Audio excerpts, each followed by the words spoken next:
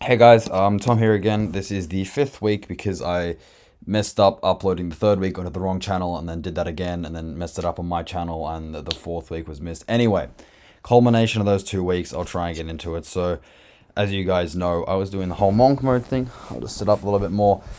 It wasn't straight off, like, obviously into it, like, the whole depth straight away, but what I have done, like, there's no games on my home computer, which is, like, the work computer, and I'm trying to start merging, like recreational time with other stuff. But anyway, basically, I had a few big events on. I was meant to call another client that he's happy with it. He needs to talk to his wife. He wants me to talk to her. So that'll be happening Monday. So 2 days time, and then I've got a call with Mia as well. So those are two people. One of them is like very like almost have completely closed. He just needs to convince his wife, and then the other one is a prospect. We've replied a bit. They're interested, but another thing I've been doing as well on the topic of trying to be productive is we got this treadmill. I got this treadmill off the side of the road, and I'm doing my cardio on that whilst watching a video or doing whatever, which I found like productive, and I can do that at home. Like obviously I do go to the gym, but it's nicer to just have my phone there at home or do whatever,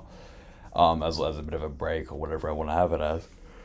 So if you guys do have a treadmill or see one on the side of the road or have a bit of money or anything, like I know a lot of people do this, I'd recommend it. You can like play the Switch, watch a video, do whatever you want. But anyway, I'll get into the ads and the business side of things now. So I had three clients that were on contract and everything else, and one of them decided to drop off. He was the one that I was managing with the appointment setting and everything for him. And what happened was I was getting him good leads, like $12 or $17 a lead, which for gyms is relatively good for like a $400 product. And what happened was because I was managing the appointment setting, and to be honest with you, I was sometimes scared of calling people, like because I wasn't entirely sure what to say, which is obviously like the dumbest thing, especially given I've gone through calling people to sell my own services. But regardless of that, it was all a bit funky and it was a bit weird with it. And I didn't do it. I didn't set any appointments for him. And he said, "Look, we spent like $300. I'm not going to do this," which is a bit annoying because the ads were good. But anyway, a valuable lesson learned. And it was like it came at a good time of when I'm trying to flip things around. I realized I just can't sit on my ass. But anyway, the ads haven't been on for most of this week.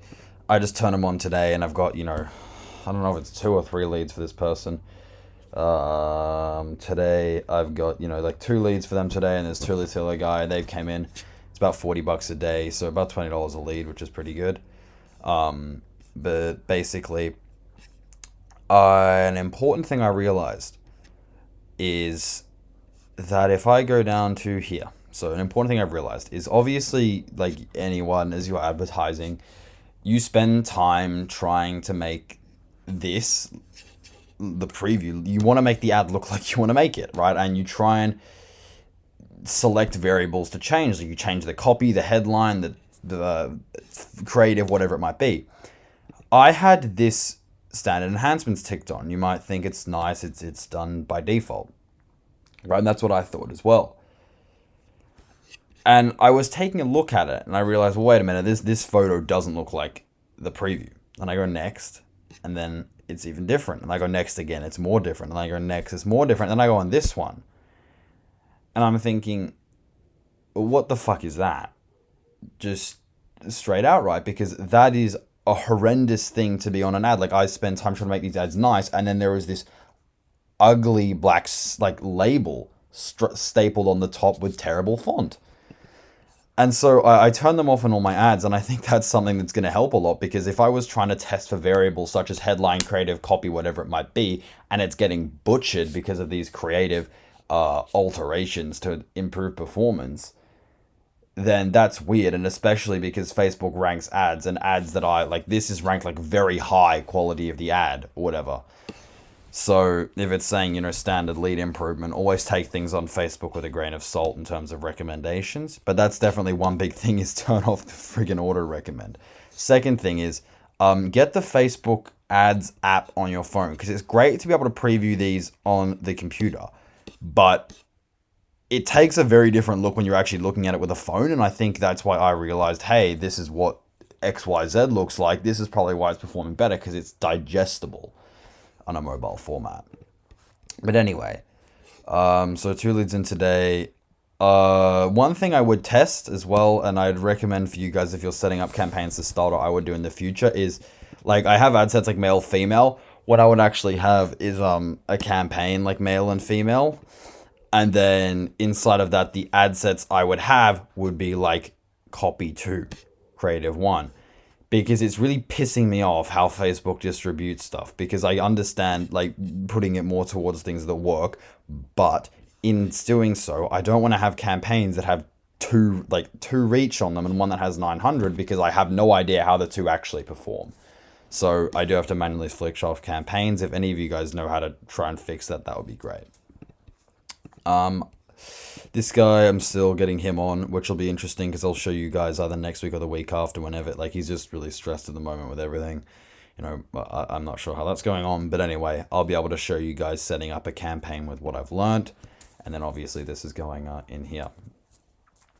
So that's how the ads are going. Whoa, that's a really high frequency. Oh, that's all it's ads. Anyway, so that's how the ads are going currently, right? I would say, well, the cost is dropping. But secondarily to that, I stopped outreaching, right, as I mentioned a month or two ago, to try and figure out the performance side of the business, like the service, right? And I'm not saying that was a bad idea at all, because I do think it's impossible to take on 10, 15 clients, 5 clients, if you don't know what you're doing, because the fact is that you have to put in effort to get a prospect list, to do outreach, blah, blah, blah, appointment setting, whatever. Sales experience is great, but you're much more likely to lose people if you haven't done the service delivery before. And so that's what, past month or two I've been doing, is learning to do that service delivery. And now I'm not saying I'm great at it, I don't think so, but in terms of $25 to $20 a lead and dropping and everything else, I have an idea about what to do, and like little details that matter in the ad sets that people don't always share. I'm learning about them now. And in saying that, one thing I've noticed is that it's not a lot of effort to really run ads for people, because if you're being smart and you're not a bean, then you will have done one avatar, one niche, one product that person is selling. Like, you don't do just construction workers. You do, a very specific construction worker. I don't just do gyms. I try and do people that can do 28-day programs. And in only working with specific people, I can write the copy. And obviously there are alterations. But in terms of things like an attention-grabbing headline, that's consistent gym to gym. Like, if I have like a box hill boot camp, and like I just switch that up, like to Blackburn boot camp, whatever it might be. I can write the copy it's like 2 hours, 3 hours maybe, for like an ad rollout. But that's not really a lot of time if you're only doing it once a week, right? And then in doing that, I realized, well, I'm not spending that much time on all this stuff. And so I think something I'm going to do again is start outreaching. And previously, I could book 1 to 3 people or more from outreach without like huge amount of follow-up. And as you can see here, like I had 4, I had a lot of people that were messaging back, and this was only from a couple hundred messages that were sending, and that's without even the best script I had. And I'll make a video on how to outreach, because I do automated Facebook, and I would recommend doing Instagram as well, but Facebook cold outreach, and I get a 3% message to appointment rate. It was like 3.2, whatever it was, and I got like a 9% reply rate or something. And in doing that, it's fully automated, and I can send like 100 messages in 20 minutes, right? There's obviously getting the prospects, but that's a big takeaway, I think, now, is that I have learned what I can do to deliver services. The next thing I have to do is begin outreaching again, because it gives me something to do when I'm free, first of all. And secondarily, it's literally impossible for me to make money with 2 clients, or like large amounts of money on a performance-based model. So now that'll be what I'll do next, and that's how I'll start scaling. And hopefully, I don't deliver terrible results to these clients, because I sort of know what I'm doing now. And then that's going to allow me to flesh out the systems I have, make the ads perform better, etc., etc. I think that should cover some of the majority of the work stuff there. In terms of lifting, I don't even know if I have any videos, but I hit 95 for 4 on bench, which is good. I'm PRing in well, not the coming week, but the week after, so week 7. So I'll have that there. 140 for deadlift. I did it for 5. Sumo is easy, and I also did it conventional. Wow, I'm tired. And squatting still around that 100 mark, but it's easier. I just squats are obviously a bit of a weird exercise to go up on, a bit scary. But yeah, I've been working into that. And I've been eating well, and everything else has been going up, and I've been feeling really good. So that's been great to see. Anyway, and now moving on to the part I enjoy most about this, and the thing I often have to spend the most times trying to re-go over, which is the philosophical part and choosing it week to week. Speaking of which, I'm gonna pause this and think of a great enlightening topic I can speak to you guys about that's really gonna change your life, and figure it out and record it 12 times. Alright guys, 5th take. So I was watching YouTube Shorts today while I was doing my cardio, and I came across an Alex Hormozy video that was talking about, it had a quote from Winston Churchill in it, and the quote went like this. It said that sometimes doing your best is not enough, and you just have to do what's required. And I mean, I enjoy things like that. I don't mean enjoy as in like I get off to them or something weird, but I mean that I feel like those hit home a lot, because my biggest struggle isn't being capable. It's not feeling like I don't know enough. It's just doing the things that I know need to be done. And then again, like I was thinking later that day, I was in the shower. You know, everyone thinks in the shower because probably because they're not glued to their fucking phones for 10 minutes.